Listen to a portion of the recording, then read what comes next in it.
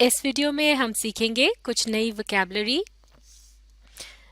تو ہم سیکھیں گے ورڈز، میننگز اینڈ سینٹینسز، یعنی الفاظ، معنی اور جملوں کی مدد سے ہم کچھ نئے الفاظ کی پہچان سیکھیں گے. تو مل کر پڑھنا شروع کرتے ہیں. سب سے پہلے ہے interfaith harmony. Interfaith harmony meaning good terms among followers of various religious beliefs. good terms یعنی اچھے تعلقات among آپس میں یا ان کے درمیان، followers ماننے والے of کے various مختلف قسم کے religious مذہبی beliefs عقائد، یعنی کسی کا جو عقیدہ ہوتا ہے، یعنی اس کا جس چیز پر ایمان ہوتا ہے. تو اس طرح سے مختلف مذاہب کے جو لوگ ہوتے ہیں یا ماننے والے ہوتے ہیں، ان کے درمیان جب اچھے تعلقات ہوتے ہیں تو اس کو انٹرفیتھ ہارمنی کہتے ہیں. ان دو الفاظ کو اگر الگ سے بھی دیکھیں تو انٹرفیتھ کا مطلب ہے مذاہب کے درمیان، اور ہارمنی سے مراد ہے اچھے تعلقات. جملے کی مدد سے سمجھتے ہیں. آپ ہی پڑھیے. Dialogue is the best solution for interfaith harmony. Dialogue یعنی گفتگو یا بات چیت، از ہے دا بیسٹ سولوشنز یعنی سب سے بہترین حل، فار لیے انٹرفیتھ ہارمنی یعنی مختلف مذاہب کے لوگوں کا آپس کا اچھا تعلق. Dialogue is the best solution for interfaith harmony یعنی مختلف مذاہب کے درمیان ہم آہنگی یا پھر اچھے تعلقات کے لیے بات چیت بہترین حل ہے. اگلا لفظ cherish. Cherish meaning protect and care for some one.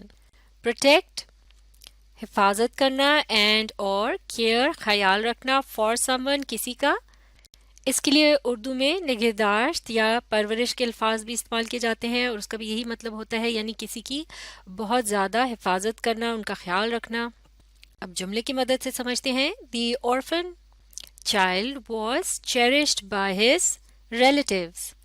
The orphan یتیم child بچہ was تھا cherished دیکھ بھال رکھتے تھے یا خیال رکھتے تھے by یا پھر اس کا خیال رکھا جاتا تھا by ذریعے یا پھر سے his اس کے relatives رشتے دار. دی orphan child was cherished by his relatives یعنی یتیم بچے کے رشتے دار اس کی دیکھ بھال کرتے تھے یا پھر اس کا خیال رکھتے تھے.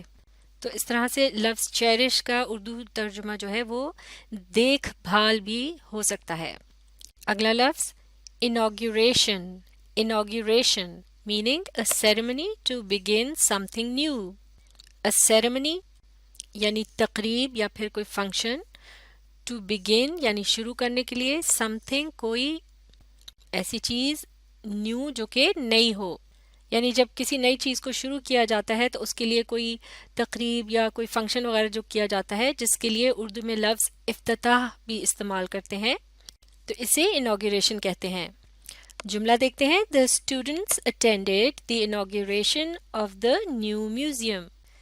The students یعنی طالب علم، attended یعنی حصہ لیا یا وہاں موجود تھے، the inauguration یعنی افتتاح، of یعنی کا، the new museum یعنی نیا عجائب گھر. The students attended the inauguration of the new museum یعنی طالب علم نئے عجائب گھر کے افتتاح میں شامل ہوئے. اگلا لفظ mandate. mandate meaning an official order. an official یعنی ایک سرکاری آرڈر، حکم. mandate کے لیے اردو میں لفظ فرمان استعمال کیا جاتا ہے، اور اس کا بھی مطلب ہے سرکاری حکم. جملے میں استعمال دیکھتے ہیں. The government issued strict mandates to avoid road accidents. The government یعنی حکومت، issued جاری کیے، strict mandates سخت قسم کے فرمان یا حکم، to avoid بچنے کے لیے، road accidents یعنی سڑک پر جو حادثات ہوتے ہیں. The government issued strict mandates to avoid road accidents یعنی حکومت نے سڑک پر حادثات سے بچنے کے لیے سخت قسم کے احکامات جاری کیے. احکامات جو ہے وہ حکم کی جمع ہوتی ہے، یعنی حکومت نے لوگوں پر مختلف قسم کی پابندیاں لگائی ہوں گی تاکہ ایکسیڈنٹ سے بچا جا سکے. اگلا لفظ unrivaled. Unrivaled meaning better than everyone or everything of the same type. better than یعنی اس سے بہتر, everyone سب لوگوں میں سے, اور یا پھر everything سب چیزوں میں سے, of the same type جو کہ ایک جیسی ہوں, یعنی سب لوگوں یا چیزوں میں سے جو سب سے بہتر ہوتا ہے, جس کے لیے اردو میں بے مثال کا لفظ استعمال ہوتا ہے. بے مثال unrivaled. تو بے مثال کا مطلب ہوا جس کی کوئی مثال نہ ملتی ہو, یعنی اس جیسا کوئی دوسرا نہ ہو. جملہ دیکھتے ہیں. The museum has an unrivaled collection of old objects. The museum has یعنی عجائب گھر میں ہے, an unrivaled ایک بے مثال, collection یعنی جمع کی ہوئی چیزیں. collection کا لفظ اردو میں بھی اب عام طور سے استعمال کیا جاتا ہے. اس جملے کے حساب سے اس کا ترجمہ ذخیرہ یا خزانہ بھی کیا جا سکتا ہے. آگے دیکھتے ہیں. آف کی اولڈ آبجیکٹس یعنی پرانی چیزیں. The museum has an unrivaled collection of old objects. یعنی اس عجائب گھر میں پرانی چیزوں کی ایک بے مثال کلیکشن یا خزانہ موجود ہے. اگلا لفظ medieval. medieval meaning relating to the Middle Ages, a period of European history.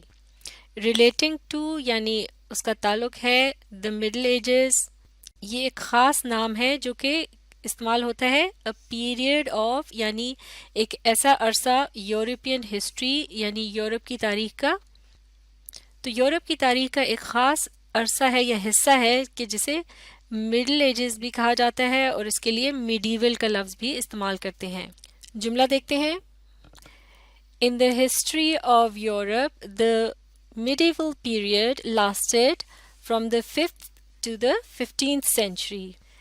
In the history یعنی معاف کیجیے گا, in the history of Europe یعنی یورپ کی تاریخ میں, the medieval period یعنی medieval دور, lasted رہا, from سے the 5th یعنی 5ویں, to the 15th century 15ویں صدی تک. In the history of Europe, the medieval period lasted from the 5th to the 15th century. یعنی یورپ کی تاریخ میں میڈیول دور جو تھا وہ 5ویں سے 15ویں صدی تک رہا. اگلا لفظ cartographer. cartographer meaning the person who draws maps. the person وہ شخص who جو کہ draws maps یعنی نقشے بناتا ہے. تو جو شخص نقشے بناتا ہے اس کو انگلش میں cartographer کہتے ہیں. جملہ دیکھتے ہیں. Anaximander was the first Greek cartographer to draw a map of the world. Anaximander تھا the first سب سے پہلا گریک یونانی cartographer نقشہ بنانے والا شخص, to draw کہ جس نے بنایا a map ایک نقشہ of the world دنیا کا. Anaximander was the first Greek cartographer to draw a map of the world. Anaximander سب سے پہلا یونانی نقشہ ساز تھا یا نقشہ بنانے والا تھا جس نے دنیا کا نقشہ بنایا. اگلا لفظ streamline. streamline meaning to put things in order. to put رکھنا, things چیزوں کو, in order یعنی ترتیب کے ساتھ, یعنی جب چیزوں کو ایک ترتیب دی جاتی ہے جیسے کہ بکھری ہوئی چیزوں کو سمیٹا جاتا ہے تو اسے اسٹریم لائن کرنا کہتے ہیں. جملہ دیکھتے ہیں. She streamlined her ideas by writing them down. She اس نے streamlined ترتیب دی, her ideas اس کے خیالات کو, by ذریعے, writing them ان کو لکھ کر, writing them معاف کیجیے گا writing them down ان کو لکھ کر. She streamlined her ideas by writing them down. یعنی اس نے لکھ کر اپنے خیالات کو ترتیب دی. اگلا لفظ prosperity. prosperity meaning the condition of being successful. the condition یعنی حالت, of being successful یعنی کامیاب ہونے کی, یعنی کامیابی کی حالت میں ہونا یا پھر خوشحال ہونا.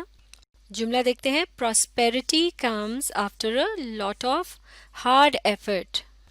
Prosperity خوشحالی comes آتی ہے after بعد a lot of بہت سی hard effort یعنی سخت محنت یا محنت مشقت بھی کہہ سکتے ہیں. Prosperity comes after a lot of hard effort یعنی بہت سخت محنت کے بعد خوشحالی ملتی ہے یا خوشحالی آتی ہے. اگلا لفظ vain meaning useless یعنی بیکار. جملہ دیکھتے ہیں. His effort went vain when the cat crushed his clay model. His effort اس کی کوشش went vain بیکار چلی گئی when جب the cat بلی نے crushed توڑ ڈالا his اس کا clay model مٹی کا ماڈل یعنی کوئی نمونہ وغیرہ جیسے بنایا جاتا ہے کسی چیز کا. جیسے مٹی سے اگر ایک چھوٹی سی گاڑی بنائی جائے تو وہ گاڑی کا ماڈل کہلایا جائے گا. His effort went vain when the cat crushed his clay model. اس کی کوشش بیکار چلی گئی جب بلی نے اس کا معاف کیجیے گا مٹی کا ماڈل توڑ ڈالا. تو یہ تھے چند اور اہم الفاظ. انہیں اچھی طرح سے سیکھنے کے لیے آپ اس ویڈیو کو ری پلے کیجیے اور اس کے ساتھ ساتھ پڑھنے، سمجھنے اور لکھ کر پریکٹس کرنے کی کوشش جاری رکھیے.